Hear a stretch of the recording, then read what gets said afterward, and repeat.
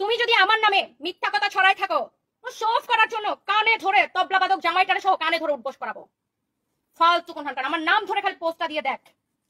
আর মনে রেখো, আর ডিয়ার আপা, মাসি, খালাম্মা, ইঁদুর মুখী, মনে রাখিস তোর নামে হাজার হাজার উদ্যোক্তা দাঁড়া আছে, কয়েক হাজার উদ্যোক্তা দাঁড়া আছে কমপ্লেন করার জন্য আমার কাছে।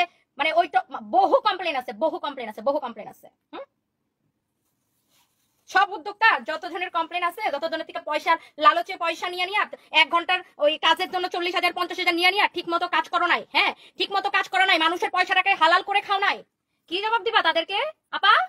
কি জবাব দিবা?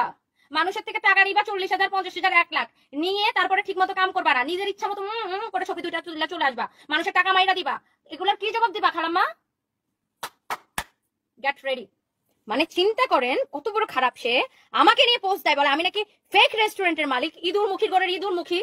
হ্যাঁ, কিছু হইলে আগে যাইতো হাউন আঙ্কেল, আমার হাউন আঙ্কেলের সাথে হাউন খাইতে যাইতো, হাউন আঙ্কেলের সাথে হাউন খাইতে যেত। হাউন আঙ্কেলের বাড়ি আমাগো বাড়ির পাশে, কিন্তু আমরা কোনোদিন হাউন আঙ্কেলের কথা হাউন খাইতে যাই নাই। হাউন আঙ্কেলের কথা হাউন খাইতে কারা যাইতো? হাউন আঙ্কেলের হাউন খাইতে আপারা আপনারা সবাই দেখেছেন, দেশের মানুষ সবাই দেখেছে কার জামাই তবলা ভালো করে বাজাইতে পারে আর পারে না, কার কার হাউন আঙ্কেলের কাছে যাওয়া লাগতো, হাউন আঙ্কেলের অফিসে যায় ভাত খাওয়া লাগতো, হাউন আঙ্কেলের নিয়ে অনেক কিছু করা লাগতো।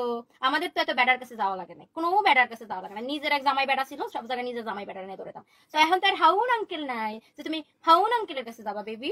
চিন্তা করেন কালকে একটা প্রেস কনফারেন্স হয়েছে, আমি একটু ঘটনাটা ছোট করলে, কালকে একটা প্রেস কনফারেন্স হয়েছে, তাকে নিয়ে সে অভিযোগটা হয়েছে রোজাপুর অভিযোগটা হয়েছে যে রোজাপু একটা হেলিকপ্টার নিয়ে গেছিল শুট করতে, সেখানে রোজাপু হেলিকপ্টার থেকে নামছে, আর ওই হেলিকপ্টার কোম্পানির ব্র্যান্ড অ্যাম্বাসেডর হয়েছে এই মহিলা, আর তার জামাই হয়েছে কোম্পানির ডিরেক্টর। তো ওই রোজাপু শুট করতে গেছে, মডেল নিয়ে গেছে, রোজাপুকে শুট করার চান্স দিতে, পরে সে আগে যা ধাবায় জুপায় পরে শুটমুট করে ফেলছে। তো রোজাপু একটা প্রেস কনফারেন্স ডাকছে, এখন সেই প্রেস কনফারেন্সে আমি কেন ছিলাম? অনেকে একটা কোয়েশ্চেন করবেন তুমি কেন সেই প্রেস কনফারেন্সে ছিলেন।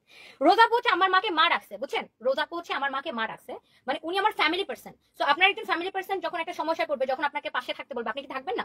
তো আমি কিন্তু সেই জায়গা থেকে রোজাপুর সাথে ছিলাম, এবং রোজাপু বাংলা পড়তে পারে না, আমি উনার হয়ে উনার লেখাটা জাস্ট পড়ে দিছি। আমি কিন্তু তাকে আলাদা করে আমার ব্যক্তিগতভাবে আমি কিন্তু কোনো মতামত দেইনি, আমি জাস্ট রোজাপুর কথাই আমি সেখানে বলছি।